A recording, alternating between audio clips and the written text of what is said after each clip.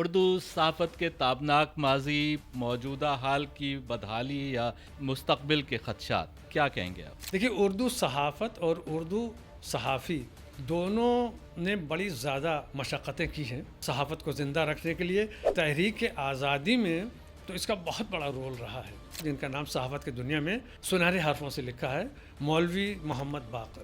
North India کے، شمالی ہندوستان کے ہندو اردو پڑھ رہے تھے، اردو صحافت سے جڑے تھے، اردو سمجھ رہے تھے. ہم لوگوں کو یعنی ہندوستانیوں کو جینے نہیں دیں گے. مولوی محمد باقر جو ہیں کسی بھی طرح سے ہار ماننے والے نہیں تھے. توپ کے دہانے پر ان کو باندھ کے اڑا دیا گیا. وہ پورا ایک بڑا چیلنج، زبان کی تبدیلی سے سماج میں کتنا بدلاؤ آتا ہے. اس لیے کہ فارسی داں جو حضرات تھے ان کی جڑیں بہت مضبوط تھیں، اور اس کے علاوہ اردو دھیرے دھیرے پنپ رہی تھی، آ رہی تھی. قتلسم کا اسٹینڈ کیا تھا؟ وہ بھی اینٹی برٹش تھا. اس پوری تحریک کو توڑنے کے لیے، کمزور کرنے کے لیے برٹش بھی اپنا ایجنڈا تو نافذ کرنے کی کوشش کر رہے ہوں گے. تب یہ کہا جاتا ہے کہ انگریزوں نے بہت خفیہ ایک پریس اپنی کھدرے میں لگوائی تھی. انہوں نے دلاوری سے وار کیا، سب کو قتل ایک بار کیا. یہ وہ اخبار تھے جو برٹش کے خلاف ایک پورا اسٹینڈ لینے کے لیے جانے جاتے تھے. تحریک آزادی میں ان کا بہت بڑا کنٹریبیوشن ہے. اس زمانے میں ان کے اوپر 500 روپے جرمانہ اور 6 مہینے کی سزا. اس پریس کو یہاں سے ہٹا دو، اٹھا لو، نہیں تو گورنمنٹ آگے اٹھا لی جائے گی. آزادی کے بعد بھی 1950-60 تک انجینئرز کی جو تنخواہ تھی 400-500 روپے. پورے ملک میں سب سے زیادہ بولی جانے والی زبان اردو ہی رہی ہے. اس سے ہم کو یہ سمجھ میں آتا ہے کہ اردو کی بدحالی کی داستان آزاد یا ہندوستان کے بٹوارے کی وجہ سے نہیں ہے. کہ بٹوارے سے اردو زبان کا کوئی تعلق نہیں ہے. لباس میں فقیروں کے مگر ٹھاٹ سب امیروں کے اس شہر میں وارد ہوئے ہیں. سماج کو ہی توڑنے میں صحافت کا رول کس حد تک جا رہا ہے؟ اگر وہ کچھ لکھ بھی دیتے ہیں، اس کا خیال بھی رکھتے ہیں، تو ان کو کوئی پڑھتا نہیں.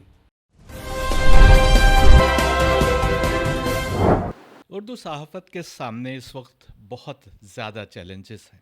اردو صحافت آج اپنی بقا کی لڑائی لڑ رہی ہے. حالانکہ یہ جملہ بھی ڈیبیٹیبل ہو سکتا ہے، بہت سے لوگ اس پر ایگری کریں گے، کچھ نہیں کریں شاید، لیکن ہمیشہ ایسا نہیں رہا ہے. اردو صحافت کا ایک تابناک ماضی رہا ہے جس میں اس کا ایک بہت بڑا رول، خاص طور پر ہندوستان کی آزادی کے لیے جو اردو صحافت کی خدمات رہی ہیں وہ فراموش نہیں ہو سکتی ہیں. اس کے اوپر بات کرنے کے لیے ہمارے ساتھ ڈاکٹر روشن تقی موجود ہیں، جن کا اگر میں پروفائل پڑھ کے بتاؤں مجھے یاد بھی نہیں رہے گا، اتنا اسٹرانگ پروفائل ہے ماشاءاللہ ان کا. مجھے موبائل کی مدد لینی پڑے گی آپ کا پروفائل بتانے کے لیے تھوڑی بہت. شکریہ.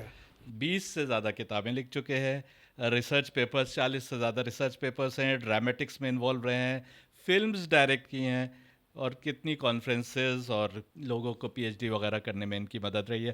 لکھنؤ کی ایک جانی مانی شخصیت جن کا اردو اور اودھ کو لے کر بہت گہری ریسرچ ہے.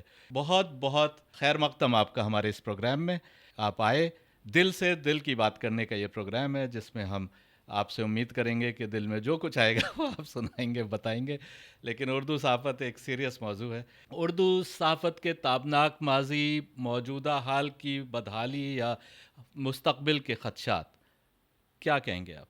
بہت شکریہ. آج آپ نے یہ موقع دیا کہ ایک ایسا عنوان جو اس وقت بہت ہی زیادہ گرم ہے، اور ضرورت اس بات کی ہے کہ اس کے ماضی کے اوپر بات کی جائے، حال کے اوپر اور مستقبل پر بھی. تو ضروری ہے کہ اس کے لیے تھوڑا سا ماضی کے حال جان لیں تو پتہ یہ چلے گا کہ حال میں اس کا کیا حال ہے. دیکھیے، اردو صحافت اور اردو صحافی دونوں نے بڑی زیادہ مشقتیں کی ہیں صحافت کو زندہ رکھنے کے لیے. اور جیسا کہ آپ نے فرمایا کہ تحریک آزادی میں تو اس کا بہت بڑا رول رہا ہے.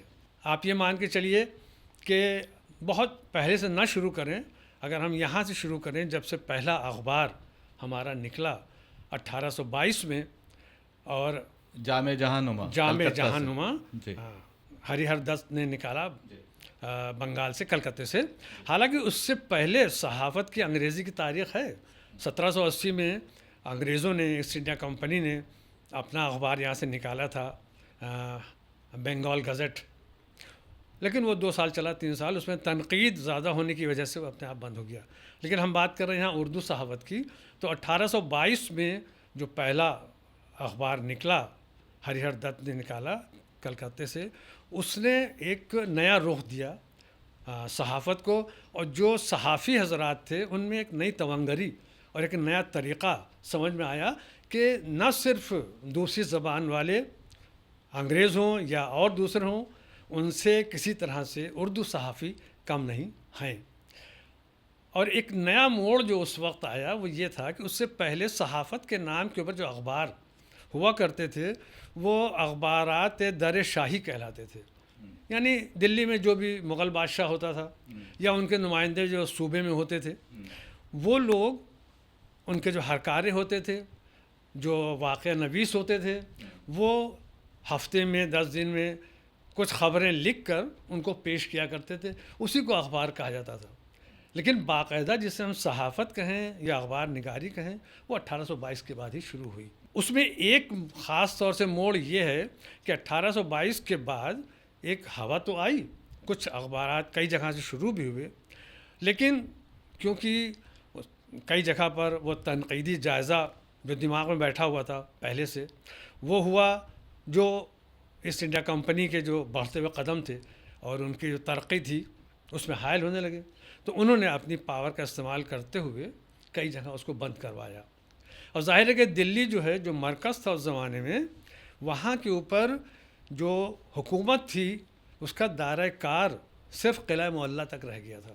اب بہادر شاہ ظفر کے لیے کہا جاتا تھا کہ وہ بیچارے صرف ان کی جو حکومت تھی وہ قلعہ معلیٰ کے اندر ہی تھی، تو ضرورت اس بات کی تھی کہ قلعہ معلیٰ کے دائرے کو اور جو فرمان قلعہ معلیٰ سے نکلتے ہیں اور جو حکومت سے نکلتے ہیں ان کو باقاعدہ شائع کیا جائے اور ان کو عوام تک پہنچایا جائے، ان کو جس کو ہم لوگ انگریزی میں کہتے ہیں نا کہ اس کی یوٹیلیٹی، اس کی یوز کیا، اس کا استعمال کیا ہے، اس کو عوام کو بتایا جائے۔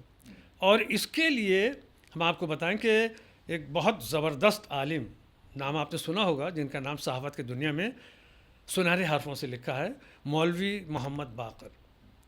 مولوی محمد باقر ایک ایسی شخصیت تھے جنہوں نے کبھی بھی ہار نہیں مانی۔ اگر آپ ان کی ماضی کا دور دیکھیں، ان کی زندگی دیکھیں، جب وہ صحافی نہیں تھے، خالی علمی دنیا میں ان کا نام تھا، مذہبیات میں اور سماجیات میں، اس میں بھی انہوں نے بہت کام کیا۔ لیکن جب انہوں نے یہ محسوس کیا کہ نہیں، انگریزوں کا پلڑا بھاری ہوتا جا رہا ہے اور ان کے ظلم اس طرح سے بڑھ رہے ہیں کہ ایسا محسوس ہو رہا ہے کہ وہ ہم لوگوں کو یعنی ہندوستانیوں کو جینے نہیں دیں گے، تب انہوں نے باقاعدہ انتظام کر کے ایک پریس منگوایا، مشین جس کو کہتے ہیں چھاپا خانہ، اور وہ دلی میں لگایا۔ وہاں سے پھر انہوں نے 1837 میں ایک اخبار نکالا، دلی اردو اخبار، اور وہ دلی اردو اخبار ایسا تھا جس نے بہت سے لوگوں نے یہ کہنا شروع کر دیا تھا کہ یہ اخبار الظفر ہے، یعنی اس میں بہادر شاہ ظفر کی کافی فرمان اور ان کے جو بھی چیزیں ہوتی تھیں، جو بھی اور جو متعلقین کے لیے وہ زیادہ ہوتی تھیں، تو بہرحال انہوں نے ایسا ربط بنا رکھا تھا شاہ سے بھی اور عوام سے بھی، مولوی محمد باقر نے، کہ ان کی آواز باقاعدہ عوام تک پہنچنے لگی اور اس سے مستجاب ہونے کے لیے لوگوں نے ان کی طرف رجوع کرنا شروع کیا، اور یہی ان کی کامیابی کی وجہ تھی۔ مولوی محمد باقر کے اوپر ریئل نیوز انٹرنیشنل چینل پر ہم ایک اسپیشل پروگرام بنا چکے ہیں، آپ لنک دیکھ سکتے ہیں۔ لیکن آپ نے مولوی محمد باقر کی بات کری، ہری ہر دت نے پہلا اردو کا اخبار نکالا، اس کے بعد اگر میں کہوں تو لاہور سے آرے گیزٹ، آرے مسافر، ہریدوار سے ہندو، دلی سے جین سنسار، سکھوں کا اخبار ریاست، لاہور سے ہندو مہاسبھا کا ہندو، تو پوری طریقے سے ہندوستان کے کم سے کم نارتھ انڈیا کے، شمالی ہندوستان کے ہندو اردو پڑھ رہے تھے، اردو صحافت سے جڑے تھے، اردو سمجھ رہے تھے۔ میں آپ سے عرض کروں کہ ایک تخمینے کے مطابق تقریباً اس وقت 35 اردو کے جریدے، اردو اخبار نکلتے تھے، اور ان 35 میں سے جو بہت نام زیادہ لیے جاتے ہیں اس میں لاہور کا کوہ نور بھی ہے، لیکن ان 35 میں سے صرف 12 بچے تھے، باقی سب دباؤ بنا کر ایسٹ انڈیا کمپنی نے بند کروا دیے تھے۔ مولوی محمد باقر ایسے تھے جنہوں نے کسی بھی حالت میں اپنے اخبار کو بند کرنا نہیں چاہا اور کوشش یہ کرتے رہے، 1857 کے جو جنگ آزادی تھی اس سے ٹھیک پہلے تک ان کا آخری شمارہ، یعنی دسمبر 1856 تک ان کا آخری شمارہ نکلا ہے. اور انہوں نے ایک ایسی فضا بنا دی تھی جب تک کہ شہید نہیں کر دی. جب تک شہید نہیں کر دی، انہوں نے ایک ایسی فضا بنا دی تھی کہ چاروں طرف سے واہ واہی ہو رہی تھی، اور تحریک آزادی کی جو جنگ اور جو عوام میں جذبہ تھا انگریزوں کے خلاف، اس پہ ایک آگ لگا دی تھی. چنانچہ یہ چیز ان کے لیے بڑے خطرناک تھی انگریزوں کے لیے. اور آپ مولوی محمد باقر کو بنا ہی چکے ہیں، تو آپ کو معلوم ہی ہوگا کہ وہ کس طرح سے پھر انگریزوں نے ایک جھوٹا مقدمہ. ہمارے سامعین کے لیے بتائیے کہ ہاں. کیا انہوں نے کس طریقے سے ملک کی آزادی کے لیے قربانی دی. وہ ان کو تو جس نے وہ پروگرام نہیں دیکھا ہے ان کو معلوم ہونا ہاں، وہ کسی بھی طرح سے مولوی محمد باقر جو ہیں کسی بھی طرح سے ہار ماننے والے نہیں تھے. وہ اپنے اسی جذبے کے ساتھ کام کرتے رہے. نتیجہ یہ ہوا کہ جیسا کہ سیاست میں ہوتا ہے، انگریزوں نے ان کو ایک جھوٹے مقدمے میں پھنسا دیا.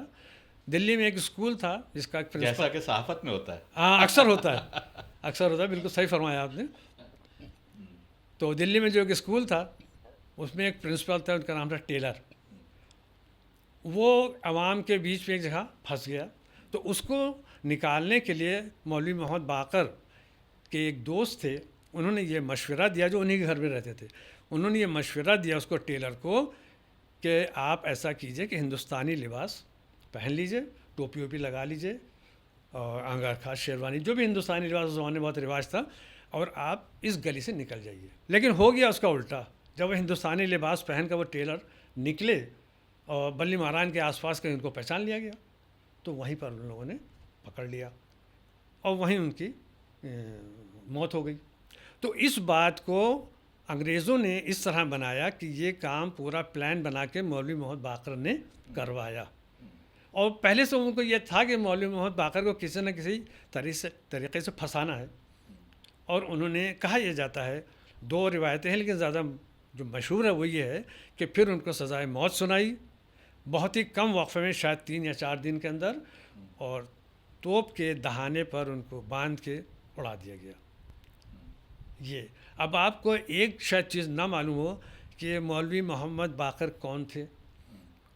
آپ نے مولوی محمد حسین آزاد کا نام سنا ہوگا. مولوی محمد حسین آزاد کون؟ جنہوں نے ایک بہت ہی گراں قدر کتاب اردو ادب کے لیے لکھی ہے، آب حیات. کہا جاتا ہے کہ وہ پہلی کتاب ایسی ہے جس نے اس وقت تک کے جتنے بھی شعراء گزرے ہیں ان کی بارے میں پوری جانکاری پوری عوام کو دی ہے. مولوی محمد حسین آزاد کے والد تھے وہ مولوی محمد باقر. اور جب یہ حالات ہوئے تو پھر ان کی جو پوری فیملی تھی، جو خاندان تھا، اس کو انگریزوں نے بہت پریشان کیا. تو وہ لوگ دلی سے نکل کر کچھ دن آگرہ میں رکے. پھر وہاں بھی جب ان کو سکون نہیں ملا تو پھر وہاں سے سیدھے لاہور چلے گئے. اور مولوی محمد حسین آزاد نے وہیں رہ کر یہ آب حیات لکھی، جو 1881 میں بعد میں شائع ہوئی. بہر صورت واپس اپنے ٹاپک پر آتے ہوئے کہ تحریک آزادی میں اس طرح ان لوگوں کے نام امر ہیں. نہیں، یہ بہت کس طریقے سے لوگوں نے قربانیاں دی ہیں، اور ہم آزادی کو اگر ہلکے میں لیتے ہیں تو ہم ان قربانیوں کو ضائع کر رہے ہیں، کیونکہ ان لوگوں نے اپنی پوری زندگی، اپنے خاندان، اپنی پراپرٹی، سب کی قربانیاں دی ہیں تاکہ آج ہم آزاد ہندوستان کی ہوا میں جی سکیں. میں ایک اور پہلو کی طرف آنا چاہ رہا تھا. ایکچولی آپ نے ابھی کہا کہ 1822 میں یہ ہری ہر دت نے پہلا اخبار نکالا، لیکن چیلنجز غالباً اور بھی تھے، کیونکہ ہری ہر دت نے 7 ایشوز نکالے اردو میں، اور پھر ان کو دھیرے دھیرے پرشین میں منتقل کرنا پڑا. ریڈرشپ شاید پرشین میں زیادہ تھی، اور پھر 1826 میں جب انگریزوں نے اردو کو پروموٹ کرنا شروع کیا ایک لیول کے اوپر، اسٹیٹ لینگویج کے طور پر، خاص طور پہ نارتھ انڈیا میں، تب پھر شاید اردو کو پھر شاید اور حیات ملی ہوگی. نہیں، بالکل صحیح فرمایا آپ نے. دیکھیے، انگریزوں کی کوشش یہ تھی کہ کسی طرح سے ایک لنگوسٹک پرابلم، جس کو ہم انگریزی میں کہتے ہیں، کیونکہ سیاست کا ایک حربہ زبان بھی ہوتا ہے، تو لنگوسٹک پرابلم کریٹ کی جائے، اور وہ انہوں نے کوشش کی. ہوا یہ کہ کیونکہ فارسی کے جاننے والے زیادہ تھے، اس کے قاری زیادہ تھے، اور لوگ سمجھتے بھی تھے، سرکاری زبان بھی وہی تھی. ظاہر ہے کہ اردو اس وقت تک اتنی نہیں ہوئی تھی کہ لوگ اس کو سمجھیں، اور اردو بھی پرشنائز تھی اس زمانے میں، فارسی کے الفاظ زیادہ تھے. تو کہا جا سکتا ہے کہ ہریہر دت نے جو شمارے اردو میں نکالے شاید ان کے قاری کم تھے، اور جن لوگوں تک وہ بات پہنچانا چاہتے تھے وہ پوری طرح نہیں پہنچ رہی تھی، تو انہوں نے تدارک اس کا یہ کیا کہ اس کو فارسی میں نکالنا شروع کیا.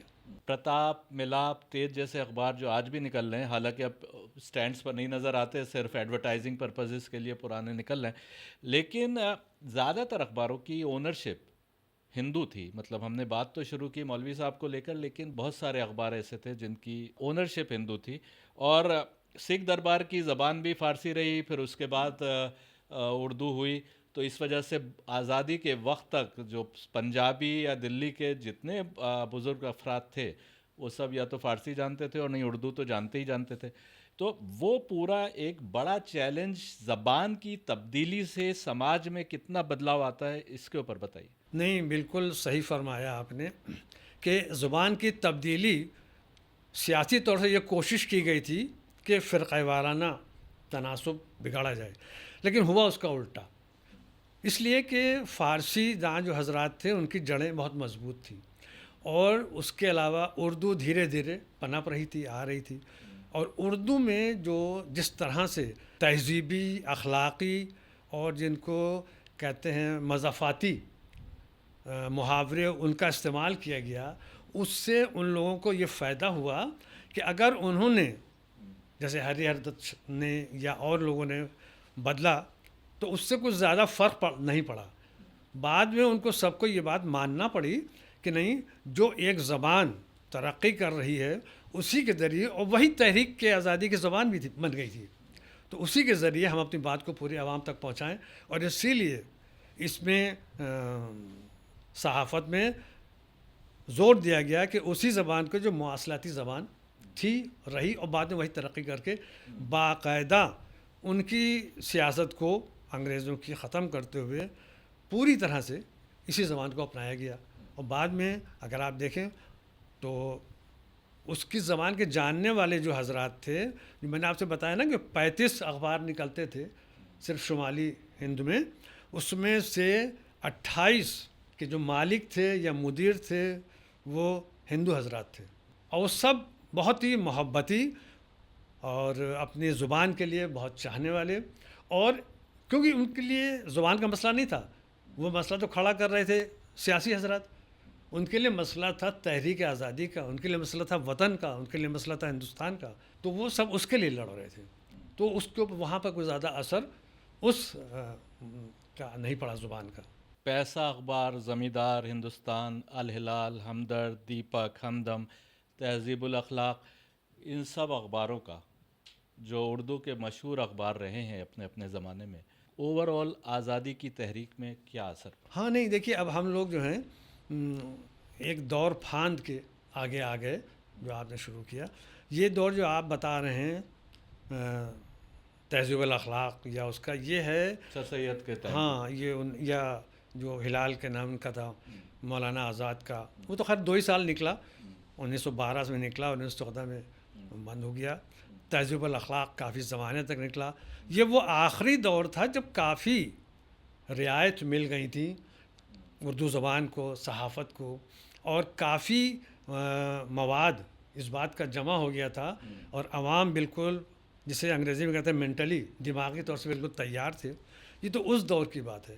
بیچ میں ایک دور اور جو دہلی وغیرہ اخبار کا ٹائم ہے، جی وہ والا. جی ایک دور اور جب حسرت موہانی ہے نا جیسے لوگ، یا اس کے بھی جو 1857 کی جنگ آزادی ہوئی، اس کے بعد منشی یہاں نمل کشور لکھنؤ میں آئے، اور انہوں نے ایک یہاں پر اخبار نکالا اودھ اخبار کے نام سے. بعد میں دوسرا اودھ پنچ بھی نکلا، وہ تو خیر سٹائریکل تھا. اودھ اخبار جو ہے بہت عرصے تک چلا. کیوں چلا؟ اس لیے کہ منشی جی جو تھے نمل کشور صاحب، انہوں نے ایک بیلنس بنا رکھا تھا سرکار اور عوام کے بیچ میں. اور زبان ان کی کیا کہنا، اس زمانے میں رجب علی بیگ سرور کی زبان، رتن ناتھ سرشار کی زبان، اور لوگ زبان کو ہی سمجھتے تھے، اور اس میں اس کے متن کو، یعنی جو خبر آ رہی ہے اس پہ متن میں کیا ہے وہ بھی سمجھتے تھے. تو جگہ جگہ یہ بھی ہوتا تھا کہ اختلاف ہوتے تھے تو سرکار کی تنقید بھی کی جاتی تھی. تو ایک بیلنس جو بنا رہا اس سے یہ اخبارات آگے چلتے رہے. اور اسی وقت میں بتاؤں آپ کو ایک بہت اہم جس کو ہم لوگ بھول جاتے ہیں اور اس کی بات بھی نہیں کرتے ہیں. تقریباً 120 برس تک اس جریدے کی اس اخبار کی بات ہی نہیں ہوئی. اس کا نام ہے طلسم. ایک ایسا اخبار طلسم جو 1857 میں ہی نکلا, 56-57 میں نکلا. کہاں سے نکلا؟ اب وہی میں بتا رہا ہوں ابھی, یہیں لکھنؤ سے نکلا اور اس نے بڑا کام کیا اور یہیں بند بھی ہو گیا. بد نصیبی یہ کہ پھر اس کے بعد جتنے بھی تاریخ نگاران تھے انہوں نے اس کی طرف دھیان ہی نہیں دیا, اور وہ تقریباً 120-125 سال کے بعد ابھی 1990-91 میں علی گڑھ کے ایک ڈاکٹر اقبال حسین صاحب انہوں نے اس کی ریسرچ کی اور اس کے اوپر باقاعدہ انڈین ہسٹری کانگریس میں اور یو پی ہسٹری کانگریس میں اپنا مقالہ پڑھا. تو لوگوں نے کہا ارے یہ تو بالکل غائب تھا, پتہ ہی نہیں چل رہا تھا. اور وہ جولائی 1856 یعنی فروری 1856 میں اودھ سلطنت ختم ہو گئی تھی, اور 13 مارچ 1856 کو آخری تاجدار جو تھے یہاں کے وزیر شاہ وہ یہاں سے چلے گئے تھے. اس کے بعد یہاں خلا پیدا ہو گیا تھا. ضرورت اس بات کی تھی کہ اس زمانے میں جو بھی اخبارات یا جو بھی سسٹم تھا وہ عوام تک نہیں پہنچ رہا تھا. تو انہوں نے محمد یعقوب صاحب جو فرنگی محلی تھے, ایک اعلیٰ خاندان کے تھے, انہوں نے جولائی 1856 سے ہفتہ وار یہ طلسم اخبار نکالنا شروع کیا, اور اس کا آخری جو تھا وہ 8 مئی 1857 کو نکلا. کل ملا کر اس کے 42 شمارے نکلے اور 43واں شمارہ تیار تھا جو 15 مئی 1857 کو آنا تھا. لیکن چونکہ 3 مئی 1857 کو یہاں لکھنؤ میں چنہٹ میں شروع ہو گئی تھی جنگ, اور انگریزوں کو مارنا شروع کر دیا تھا, اور 10 مئی کو باقاعدہ پورے قومی لیول کے اوپر میرٹھ میں جنگ ہو گئی, تحریک چلی, وہاں سے دلی پہنچ گئے دلی پر قبضہ کرنے کے لیے. تو اس لیے اس کو فوراً بند کر دیا. اس کا ذکر لوگ نہیں کرتے ہیں. اس میں بھی ایک بہت خاص چیز یہ تھی طلسم میں کہ جس طرح کا اس زمانے کا صحافت کا طریقہ تھا کہ سماجیاتی, تحقیقی اور جو جاسوسی عنوانات, یا مثال کے طور کے اوپر عوام کو باخبر کرنا ہے کہ اب سرکار یہ کرنے جا رہی ہے, اس کو خبر بنا کر وہ اس پہ چھاپ دیتا. تو اس سے ساری کچھ خبریں عوام کو پہنچ جاتی تھیں اور ایک تحریک کے لیے ایک اچھا طریقہ مل جاتا تھا. طلسم 1857 میں ہی ختم ہو گیا, لیکن آل فرنگی محل انہوں نے بقا کی کوشش نہیں کری اس کے بعد؟ نہیں, اس میں یہی مسئلہ آیا کہ ان کے پاس اس کی ساری فائلیں موجود تھیں, لیکن اب کیا وجہ تھی یہ نہیں معلوم. کیونکہ اس کے بعد تحریک آزادی میں 20ویں صدی میں یعنی 1916 میں اس میں جب گاندھی جی یہاں آئے اور بڑے بڑے صحافی یہاں آئے, سب نے بات چیت کی, لیکن شاید ان کا ذہن اس طرف نہیں گیا کہ اس کو آشکار کریں. طلسم کا اسٹینڈ کیا تھا؟ وہ بھی اینٹی برٹش تھا؟ نہیں, ان کا اسٹینڈ اینٹی برٹش نہیں تھا, اور ان کا طریقہ کار یہ تھا کہ مثال کے طور پر ان کی اگر ایک آدھ خبر پڑھ کر سنائی جائے تو اس سے آپ کو پتہ چلے گا کہ کس طرح سے کیا کیا انہوں نے کیا ہے. اگر ہے تو سنائیے. میں لایا ہوں, اسی لیے وہ پڑھ کے سنانے میں جو مزہ آئے گا وہ بہت اچھی چیز ہے. اس کے لیے وہ لکھتے ہیں, زبان سنیے. شہر لکھنؤ, محلہ فرنگی محل, مطبع محمدی میں خاکسار محمد یعقوب کے اہتمام سے چھپا. طلسم میں شائع ہونے والی خبروں اور مضامین کی زبان کا خاص خیال رکھا گیا ہے, اور مدیر نے اس کی زبان بھی اس کی شناخت بنا دی ہے. لسانی اعتبار سے طلسم کی زبان صاف ستھری ہے, اور اس وقت لکھنؤ میں معروف لہجے سے بہت متاثر ہے جہاں نثر میں نظم کا مزہ آتا ہے. بغاوت کی تیاری کے سلسلے میں ایک خبر کا متن اور زبان اس وقت کی صحافت کا نمونہ ہے۔ اب وہ سنیے۔ ان دنوں چند آدمیوں نے صلاح ٹھہرائی کہ بقدر حیال کچھ لوگ جمع کیجیے اور ایک روز معین کر کے ہر طرف سے بلوا کیجیے، حکام کو زک دیجیے، پنجاب کا نقشہ دکھا دیجیے، بدنامی کا رنگ جمائیے۔ چنانچہ جا بجا متفرق خفیہ بھرتی ہونے لگی۔ اتنے میں کسی رازدار نے افشائے راز کیا اور حاکم تک بات پہنچ گئی۔ ایک خبر اس میں جو بہت امپورٹنٹ ہے وہ لینگویج تو بہت اچھی ہے، لیکن بہت اسٹینڈ جو ہے وہ پرو برٹش ہی نظر آ رہا ہے سر۔ ہاں نہیں، لیکن ایک بات اس کے اوپر یہ سوال اٹھتا ہے، جی مجھے کوئی بتا رہے تھے کھجوا میں بھی ایک بہت بڑی پرنٹنگ پریس لگی تھی، جو غالباً جن صاحب بتا رہے تھے وہ کہہ رہے تھے کہ شک ظاہر کر رہے تھے کہ کہیں برٹش کے پیسے سے لگی ہوگی یا جو وٹ ایور۔ تو بیسک یہ ہے کہ کہیں نہ کہیں اس پوری تحریک کو توڑنے کے لیے، کمزور کرنے کے لیے برٹش بھی اپنا ایجنڈا تو نافذ کرنے کی کوشش کر رہے ہوں گے۔ بالکل کر رہے تھے۔ میں نے آپ سے بتایا نا، ایک واقعہ آپ سن لیں تو اس سے انداز ہو جائے گا۔ آخری تاجدار جو اودھ کے تھے واجد علی شاہ، ان کے زمانے میں یہاں پر 12 مطبعے مطلب چھاپہ خانہ، 12 پرنٹنگ پریس تھے، اور وہ 12 پرنٹنگ پریس اپنا کام کر رہے تھے۔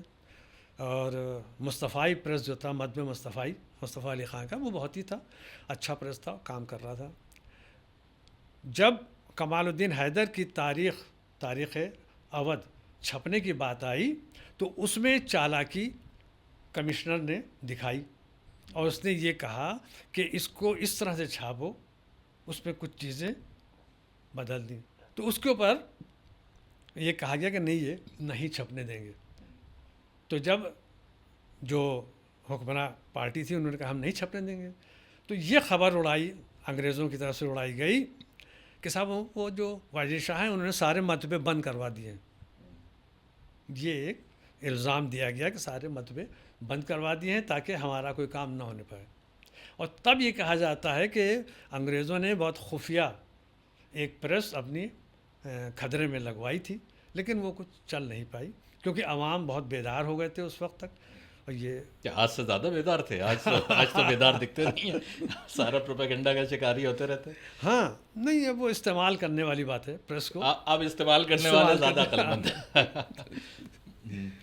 بات وہاں پر چل رہی تھی کہ طلسم کا جو زبان تھی، جو اس کے طریقہ کار تھے، اور جو رپورٹنگ تھی اس کو کہتے ہیں، اس کو آپ اگر دیکھیں گے تو ایسا لگتا ہے کہ کہیں پر، اب یہ آپ ایک خبر سنیے، یہ خبر بھی ہے، اس کی زبان دیکھیے، اور کس طرح سے وہ یہ خبر دے رہے ہیں کہ عوام تک پہنچ جائے کہ تم کتنے مضبوط ہو۔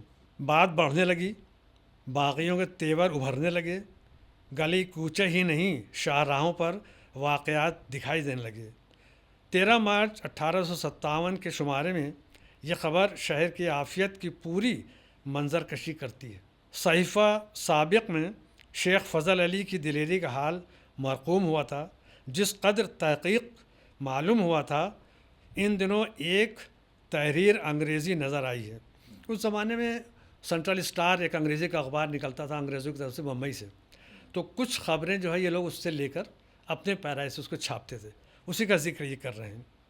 اس سے یہ خبر پائی ہے کہ ایک دن سی بالیو صاحب ڈپٹی کمشنر گونڈا 4 سواروں سے ہوا کھاتے تھے، میدان کی فضا ملاحظہ فرماتے تھے۔ ادھر سے شیخ فضل علی کئی دلاوروں کے ساتھ اس گھات میں آتے تھے۔ اثناء راہ میں سر میدان مقابلہ ہوا، عجیب غریب معاملہ ہوا۔ آنکھ دوچار ہوتے ہی تلواریں کھینچ کر صاحب بہادر کے برابر آئے۔ صاحب کے ہمراہی صورت دیکھ کر گھبرائے، انہوں نے دلاوری سے وار کیا، سب کو قتل ایک بار کیا۔ جب وہ ان کے خون سے ہاتھ بھر چکے، سب کا کام تمام کر چکے، اپنی راہ لی، جنگل میں پناہ لی۔ جب چھاونی کے لوگوں کو معلوم یہ بات ہوئی کہ سر میدان اس غضب کی واردات ہوئی، تیر کی طرح اس مقام پر آئے، پریشان سراسر آئے، دیکھا ہر ایک کے جسم پر زخم دامندار ہیں، میدان خون سے گلنار ہے، لاشیں ٹکڑے ٹکڑے علیحدہ پڑی ہیں، قاتل کا پتہ ہے نہ نشان ہے، سنسان میدان ہے، ناچار सब जमा करके, लाशें जमा करके परेशानी से उठाईं, छावनी में लाकर अव्वल मंजिल तक पहुंचाई। अब साहिबान आलीशान को तशवीश कमाल है, अंजाम का ख्याल है। ज़बान की चाशनी तो ज़बरदस्त है, ज़बरदस्त है। और रिपोर्टिंग भी अच्छी है इंसिडेंट की या उस वक्त के हालात की। तो लेकिन एक चीज़ मैं मालूम करना चाह रहा था आपसे, जैसे अभी हमने उर्दू डेली अखबार की बात करी, सादिकुल अखबार की बात करी, ये वो अखबार थे जो ब्रिटिश के ख़िलाफ़ एक पूरा स्टैंड लेने के लिए जाने जाते थे, और जिनका एक मतलब पूरी फ़िज़ा बना रहे थे उस वक्त। और हमने ये भी बात की कि कैसे एक जर्नलिस्ट को तोप के मुंह के दहाने के ऊपर बांध कर उड़ा दिया गया। तो ये तो खैर तारीख़ी हकीकत है। उसके अलावा क्या आपको मिलता है कि ऐसा कुछ कि ब्रिटिश हुकूमत के दौर में मान लीजिए जर्नलिस्ट के ऊपर रिपोर्टिंग पर या लिखने पर सेडिशन के मुकदमे लगा दिए जाते थे, या उस वक्त मान लीजिए बुलडोज़र तो नहीं होते थे, लेकिन ये कि हथौड़े लेकर कुछ मज़दूरों को भेज दिया उनके घरों के ऊपर?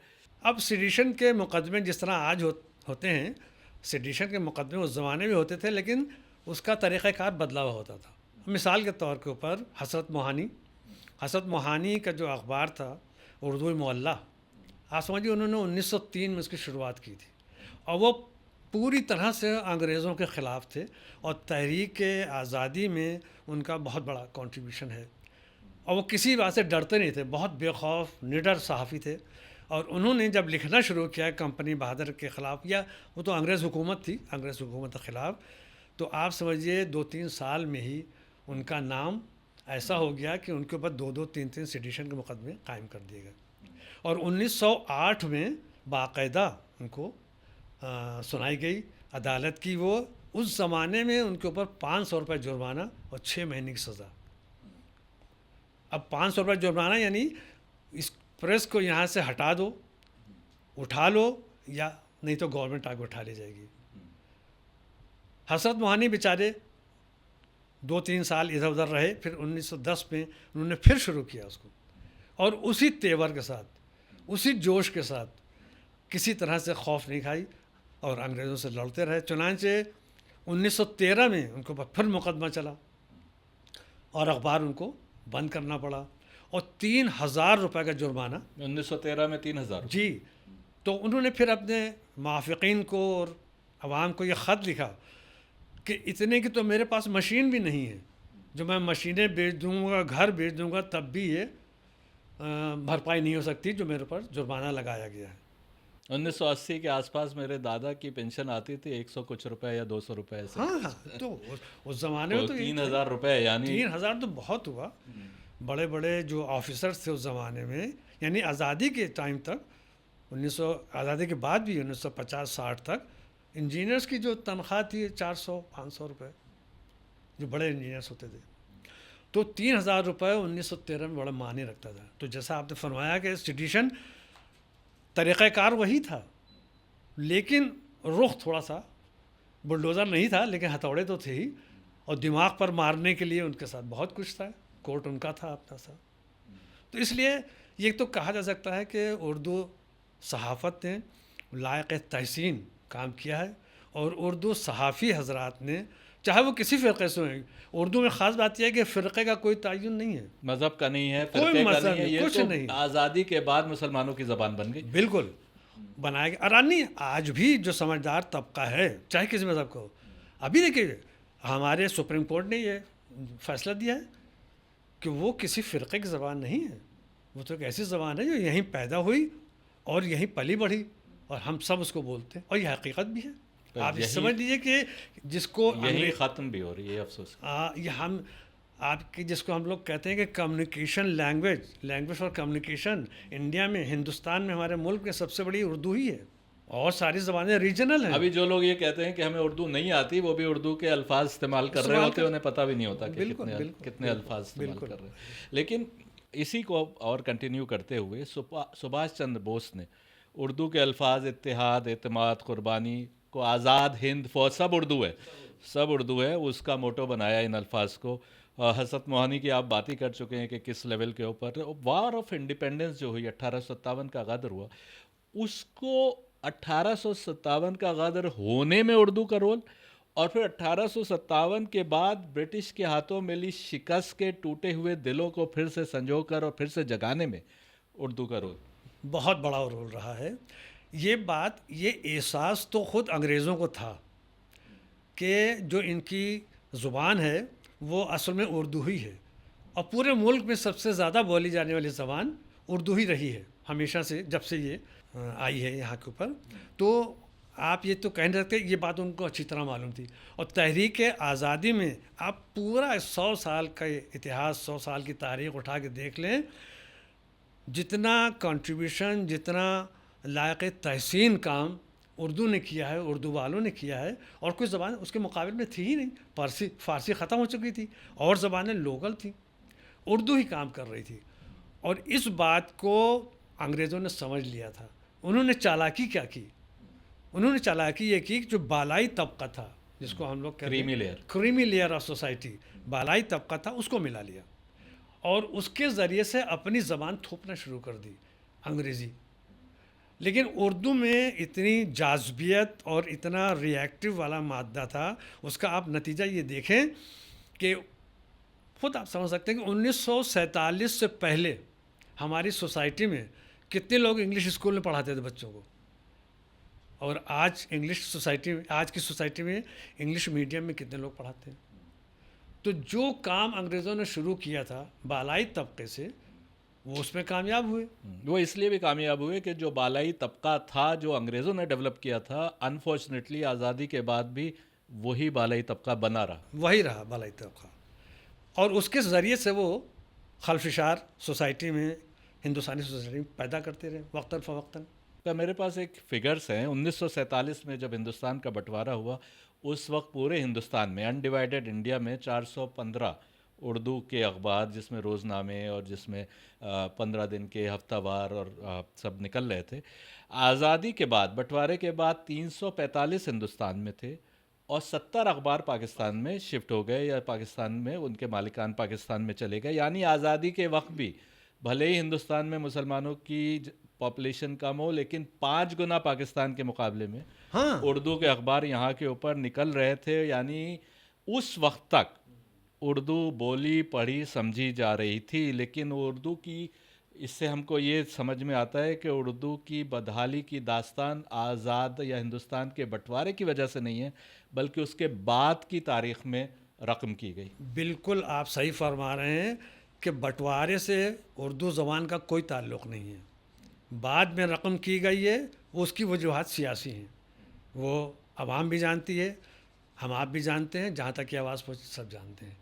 تو ضرورت اس بات کی ہے کہ صحافت کے ذریعے ہم یہ کر سکتے ہیں کہ اس سیاسی پیرائے کو نظر انداز کریں، اور ہم پھر اسی جذبے کے ساتھ، اسی طریقے سے جو ہونا چاہیے اردو زبان کے لیے، اسی میں جئیں، اسی میں رہیں. چونکہ ایک بات جو ادھر پچھلے 8-10 سال میں دیکھنے کو ملی ہے کہ لوگوں میں پھر سے اردو سیکھنے کا، اردو بولنے کا، اور باقاعدہ اردو کے لیے کچھ کام کرنے کا جذبہ پیدا ہوا ہے. اس میں سب طرح کے لوگ ہیں، اس میں کسی مذہب کی یا فرقے کی وہ نہیں ہیں. آپ یہ دیکھیے، ہم لوگ جب کوئی باہر جاتے ہیں کسی سلسلے میں، تو جب باہر کے کچھ لوگ ملتے ہیں، ان کو معلوم ہوتا ہے کہ اچھا آپ لکھنؤ سے آئے ہیں، تو وہ کوشش کرتے ہیں کہ اردو زبان بولیں، اور کبھی کبھی اس میں کچھ اتنا گاڑھا کر دیتے ہیں بیچارے کہ وہ اپنے حساب سے بڑی کوشش کرتے ہیں. لیکن ہمیں ان کی اس ادا کو پسند کرنا چاہیے، پسند کرنا چاہیے، اس کو بھی ویلیو دینا اس کو چاہیے. ویلیو دینا چاہیے. یہی ہے، اسی کے ذریعے سے ہم اردو صحافت کو اور اردو سوسائٹی کو بڑھاوا دے سکتے ہیں. آزادی تک تو ہم آ گئے 1947 تک، لیکن اس کے بعد ہم دیکھتے ہیں کہ voice of America, Urdu service, BBC Urdu radio, radio Ceylon, DD Urdu, ان لوگوں نے بھی اردو کی نشر میں اور اس کی فروغ دینے میں اپنا ایک رول نبھایا، جو اب بڑھتی ٹیکنالوجی کے ساتھ یا لوگوں کے بدلتے رجحانات کے ساتھ وہ بھی سب پیچھے چلے گئے، ماضی کا حصہ بن گئے. اب دور ہے ڈیجیٹل میڈیا کا، جس میں بہت سارے اخبار، اب وہ مجبوریاں ہیں ان کی کہ وہ صرف PDF نکالنے تک رہ گئے ہیں، لیکن اب ڈیجیٹل میڈیا کے اوپر اخبار نکل رہے ہیں. اس بدلاؤ کو آپ کیسے دیکھتے ہیں؟ کیونکہ اردو صحافت کی ہم بات کر رہے ہیں، 200 سال کی اردو صحافت کی ہسٹری کی بات کر رہے ہیں، اور ہم نے ایک تابناک ماضی کی بات کی ہے، اس کے بعد کے حالات کیسے دیکھ رہے ہیں؟ دیکھیے ہمارا تو ماننا یہ ہے کہ انگریزی میں ایک کہاوت ہے، change is the rule of nature, یعنی تبدیلی جو ہے وہ تو ایک قدرتی بات ہے، اور وہ سماج کے ہر طبقے میں اور ہر شعبے میں ہوتی ہے. جس طرح سے ڈیجیٹل زمانہ آ گیا ہے اور ہمیں لگ رہا ہے کہ جیسے کچھ 19 ہو رہا ہے، ضرور پھر تبدیلی آئے گی ایسی، اگر ہم لگے ہیں اور زبان کے ذریعے اور صحافت کے ذریعے لوگوں تک یہ بات پہنچا سکتے ہیں تو یقیناً پھر سے تبدیلی آئے گی اور اس سے بیٹر ہونے کے لیے امید کی جا سکتی ہے. پر آپ اردو صحافت کے حوالے سے ہم بات کر رہے ہیں، ابھی اردو کی بات نہیں کر رہے، لیکن میں آپ کو ایک انسیڈنٹ بتاتا ہوں. یہ بھی کچھ عرصے پہلے ہی ایک چچا امیر حیدر ہیں یہاں کے اوپر، آپ جانتے ہوں گے ان کو. انہوں نے ایک میٹنگ بلائی، ایک سابق وزیر ہیں موحد احمد صاحب، ان کے گھر کے اوپر، اور اس کا ایک مین ایجنڈا یہ تھا کہ اردو اخباروں کو کی بقا کے لیے ہم کو کوشش کرنا ہے. اور اس میٹنگ میں انہوں نے سب سے کہا، جتنے لوگ تھے، کہ تہیہ کریے کہ آج سے آپ سب لوگ جتنے ہیں سب ایک ایک اخبار اردو کا پڑھیں گے. تو اردو کے ایک بڑا اخبار ہے، اس کے ایڈیٹر کھڑے ہوئے، وہ کہنے لگے کہ آپ ہمارے پیٹ پر کیوں لات مار رہے ہیں، کیوں مار، کیونکہ اب ہم کو اخبار چھاپنا پڑے گا اگر آپ خریدیں گے تو اب اس میں چیلنجز، گورنمنٹ کی ایڈورٹائزنگ ختم ہو چکی ہے. اب اس پر میں بھی ہم کسی اردو کے آج کے موجودہ ایڈیٹر سے یا اخبار نکالنے والے سے الگ بات کر سکتے ہیں کہ وہ چیلنجز بتائیں کہ کیا ہیں. لیکن ایڈورٹائزنگ ختم ہونے کے بعد آج کے حالات میں جب ریڈرشپ ختم ہو رہی ہے، اور جیسے نئے چیلنجز ہیں، ڈیجیٹل میڈیا کے چیلنجز ہیں، دوسرے چیلنجز ہیں، اس میں فیوچر، مستقبل کیا دیکھ رہے ہیں؟ نہیں، جیسا کہ آپ نے بتایا کہ دیکھیے یہ تو ہم لوگوں کو سب کو معلوم ہی ہے کہ بڑے بڑے جو بزنس ہاؤسز ہیں وہ لوگ اخبار نکالتے ہیں، سرمایہ لگاتے ہیں اور اس سے کماتے ہیں. جو چھوٹے اخبارات ہیں، اور اردو میں خاص طور سے کوئی بہت بڑا سرمایہ دار یا بڑا بگ ہاؤس، بزنس ہاؤس میرا خیال نہیں ہے. تو جو اردو کے اخبارات نکال رہے ہیں وہ اپنی کاوشوں سے، یا جو ان کو ایڈ یا اشتہار یا ڈونیشن جو ملتے ہیں اس سے نکال رہے ہیں. اب ظاہر ہے کہ جو حالات سماج کے اس وقت ہیں، اس کے لیے ان کی تحریک ہے، ان کی کوشش ہے کہ بس بنا رہے کسی طرح اور تبدیلی کا انتظار کرتے رہیں. لیکن جو حقیقت ہے کہ جب تک اس میں تبدیلی نہیں آئے گی کہ بڑے ہاؤسز، پیسے والے، یا وہ آئیں عام سامنے اور اس فن کو یا صحافت کو یا اخبار نکالنے کو تقویت پہ دیں. جو آپ نے بات کہی کہ وہ میٹنگ، انہوں نے جو ایک سجیشن دیا تھا، ایک رکھا تھا کہ بھائی ہر آدمی وہ کرے، تو یہ پہلے بھی ہو چکا ہے. لیکن اس میں بھی آپ کو باقاعدہ، کیونکہ ڈیجیٹل زمانہ ہے جیسے آپ نے بتایا، باقاعدہ اس کے لیے لائے عمل طے کرنا پڑے گا، اور اس کے لیے جس کو انگریزی میں کہتے ہیں اسٹریٹجی بنانا پڑے گی. وہ لائے عمل آپ کا ایسا ہو جو اس سے لگے کہ اس سے کچھ نتیجہ نکلنے والا ہے. مطلب صرف اخبار کو سبسکرائب کر لینے سے صرف سولیوشن نہیں اخبار نکلنا کو ہے. نہیں ہوگا. اس کا جو سلسلہ ہے کہ جو طریقہ کار ہے، جو دوسری زبانوں میں ہے کہ بڑے جو بزنس مین ہیں، بگ ہاؤسز ہیں، وہ نکال رہے ہیں، وہ اس کو فائننس کرتے ہیں، فنڈنگ کرتے ہیں. سب سے بڑی بات یہ ہے کہ ہمارے یہاں جو اردو اخبار نکلتے ہیں ان کے زیادہ تر تو اپنا پریس بھی نہیں ہے. تو اگر کسی کے پاس ایک آدھ پریس ہے تو وہ تو اب کسی طرح سے نکال رہا ہے، اور وہ کوشش یہ کر رہا ہے کہ ہم کسی طرح سے فنڈ جمع کریں یا اگر کچھ اشتہار ملیں تو اس سے نکالیں. لیکن جن کے پاس کچھ بھی انفراسٹرکچر نہیں ہے ان کے لیے ایک مصیبت ہے. اور وہ یہ کہہ سکتے ہیں کہ بھئی یہ نہ کہیے، کیونکہ پھر اگر یہ ہوا کہ نہیں اور بڑھائیے اس کا سرکولیشن، اور ان کے پاس وہ کچھ نہیں ہے سرمایہ کے سرکولیشن بڑھا سکیں، تو ظاہر ہے ان کے منہ سے یہی نکلے گا کہ ابھی اس کو ایسے چلنے یہ دیجیے. میں جن کی بات کر رہا ہوں ان کے پاس اپنا پریس ہے. ہاں تو ٹھیک ہے، تو ان کو یہ بات نہیں کہنا چاہیے تھی. نہیں، پر چیلنجز ہیں، وہ چیلنجز سمجھ رہے ہوں گے چیلنجز. جو بھی ہو، کاغذ بہت، پرنٹنگ کا کاغذ کا ریٹ اس وقت بہت آسمان کو چھو رہا ہے. بہت کئی فیکٹرز ہیں اس میں ایک فیکٹر وہ بھی ہے. بہرحال اس میں حقیقت یہی ہے، اگر ہم لوگ صرف صحافت اور اخبار کے اوپر بات کر رہے ہیں، کہ جو حالات اس وقت صحافت کے یا اخبار نکالنے کے یا ان اداروں کے ہیں جو لوگ نکال رہے ہیں، ان کے لیے واقعی ایک مشکل وقت ہے، اور ان کو اس بات کے لیے سوچنا پڑے گا کہ کس طرح سے وہ عوام کو اپنے فیور میں کر سکتے ہیں، کس طرح سے جو اور طریقے ہیں ان کا استعمال کر کے وہ باقاعدہ عوام میں جو آخری قاری ہے، آخری قاری سے مطلب یہ ہے کہ قاری 3 طرح کے ہوتے ہیں. ایک تو وہ ہوتے ہیں جو روز ریگولر وہ ہوتے ہیں کہ بھئی آپ نے گئے اور کہہ دیا اخبار آ گیا آپ کے.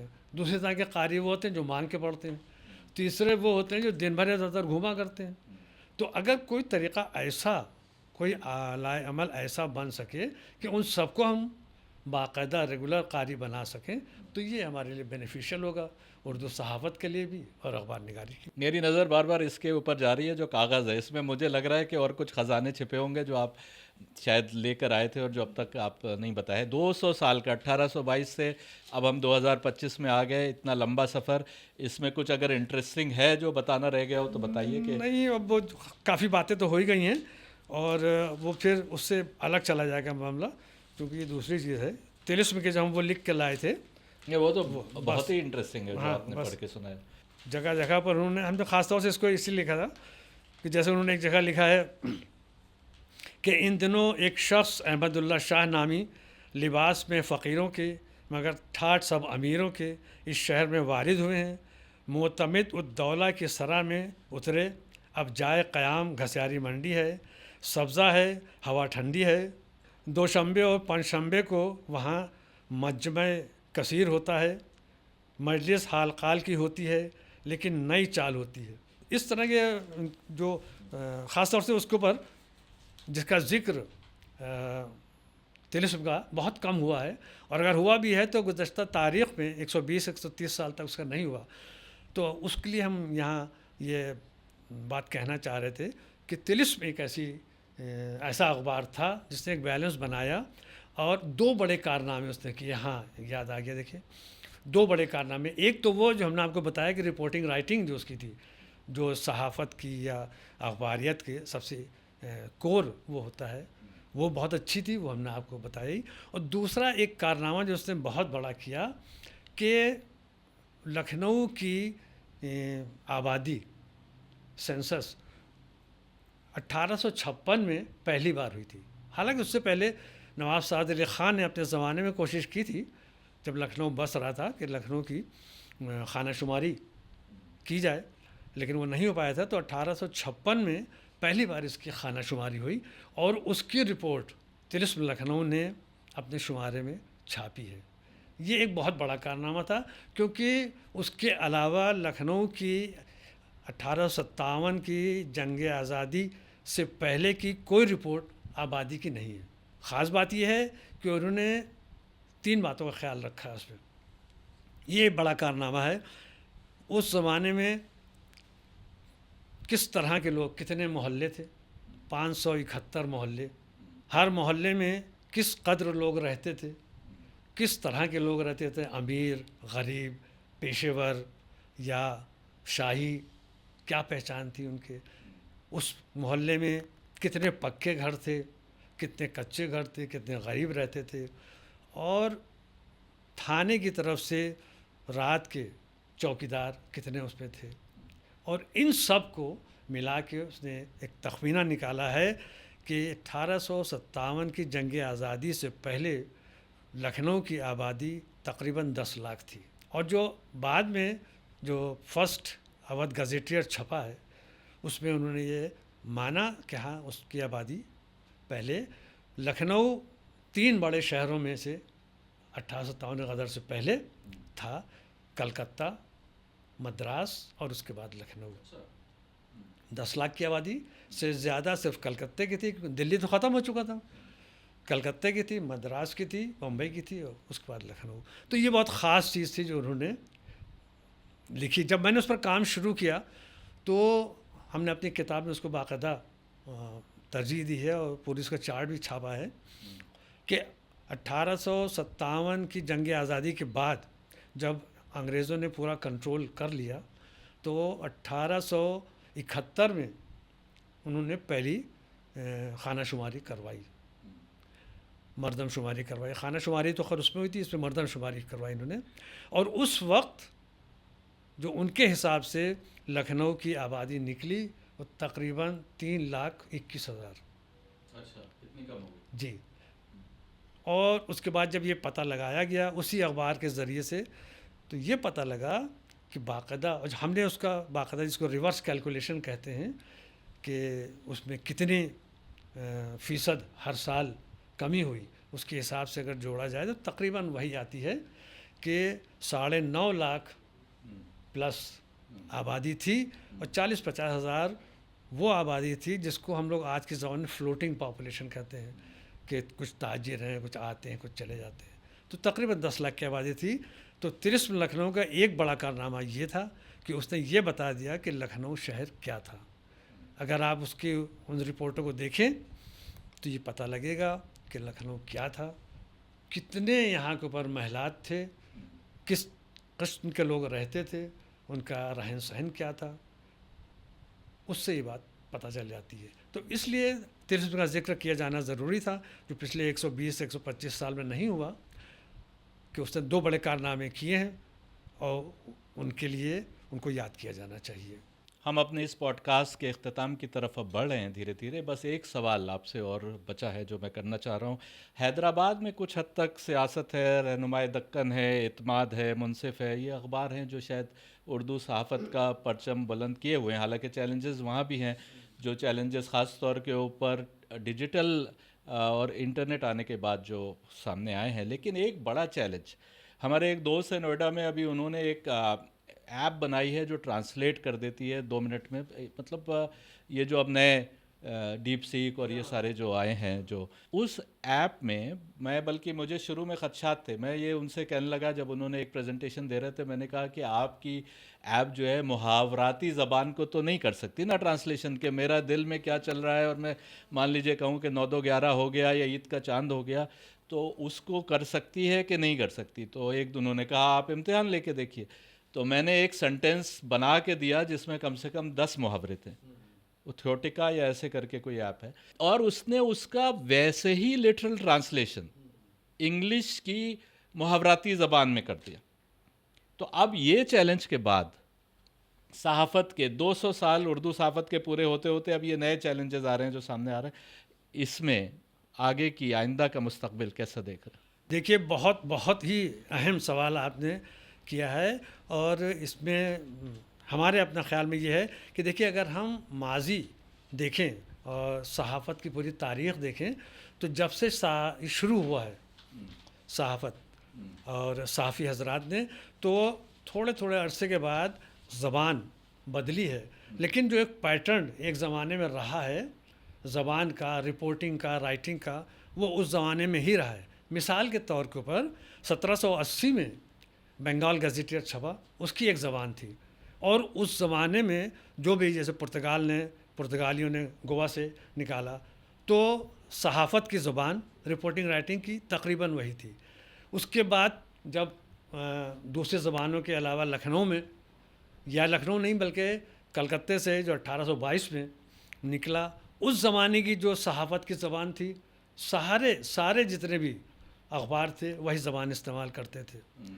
اس کے بعد 1857 کی، اس کے بعد جب انگریز آئے تو ایک سیٹ ہوئی. میرے پاس آپ کے سوال کے جواب کے لیے وہ موجود ہے کہ 1857 میں جو لنڈن ٹائمز چھپتا تھا اس کی ایک کاپی میرے پاس ہے، وہاں سے لائے ہیں. جو یہاں سے سینٹرل اسٹار نام سے بمبئی سے ایک انگریزوں کا اخبار نکلتا تھا، اس کی بھی کافی موجود ہے. دونوں سے یہ پتہ لگتا ہے کہ جو طریقہ کار رپورٹنگ رائٹنگ کا، جو زبان انہوں نے اس میں استعمال کی ہے، رپورٹنگ رائٹنگ کے لیے وہی زبان، وہی طریقہ کار دوسری زبانوں میں بھی رکھا گیا ہے. ابھی آپ دیکھیں، کافی جو ہم لوگوں نے جب صحافت کے کورس کرتے تھے تو اس زمانے رپورٹنگ رائٹنگ جو پڑھائی جاتی تھی، اس کے طریقے میں اور اب تھوڑا سا فرق آیا ہے. اگر آپ دیکھتے ہوں، پہلے اگر آپ لکھا جاتا تھا شہر کا نام، ڈیٹ لکھی گئی، اس کے بعد اس کا ایک عنوان لکھا گیا، پھر نیچے پوری ٹیکسٹ، اس کا پوری سٹوری.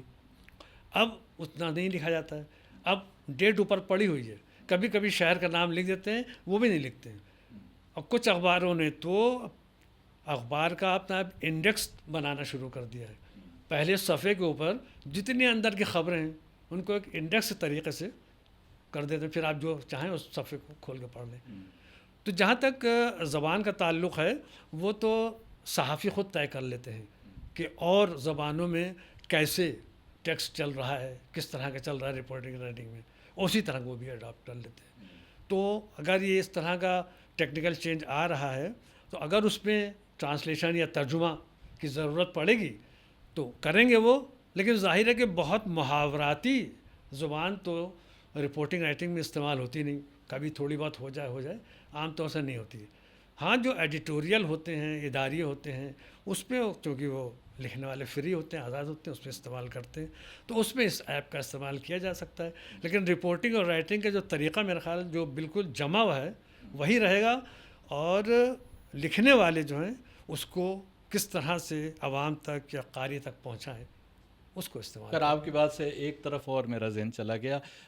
جب شروعاتی دور میں اپنے صحافت کے کریئر کے شروع میں اخبار پڑھتا تھا تو مان لیجئے کسی شہر میں کوئی کمیونل وائلنس ہو گئی, نارملی جرنلسٹ ایوائڈ کرتا تھا کہ اس سے کوئی اپنا ذاتی مفاد یا اپنا کسی طریقے کا, یعنی آپ پوری رپورٹ پڑھ لیجئے آپ کو کئی بار یہ بھی نہیں پتہ چلتا تھا کہ مارنے والا کس مذہب کا تھا اور مرنے والا کس مذہب کا تھا. اور آج شورغل مچ رہا ہے انہی اخباروں کے ذریعے. اس کو سماج کے بدلاؤ میں اس طریقے کے, جہاں تک صحافت ایک وقت جو ہے لوگوں کا شعور جگاتی تھی, ان کو برٹش کے خلاف ایک طریقے سے پوری ایک مہم چلائی صحافت نے, اور اب جو ہے سماج کو ہی توڑنے میں صحافت کا رول کس حد تک جا رہا ہے؟ دیکھیے اس میں بہت صاف سی بات ہے کہ ایک چیز ہم لوگوں کو پڑھائی جاتی ہے, آپ نے بھی اس کا بھی ذکر کیا, کہ ایک چیز ہے جرنلسٹک ایتھکس. جو ایتھکس ہے جرنلزم کی, صحافت کی, وہ ایتھکس کی بات آپ نے کی جو اس زمانے میں صحافیوں میں ابھی کچھ عرصے پہلے تک قائم تھی, وہ ایتھکس اب نظر نہیں آ رہی ہے. حالانکہ کچھ بڑے صحافی اس بات کا خیال رکھتے ہیں, لیکن وہ کیا کریں, اگر وہ کچھ لکھ بھی دیتے ہیں اس کا خیال بھی رکھتے ہیں تو ان کو کوئی پڑھتا نہیں.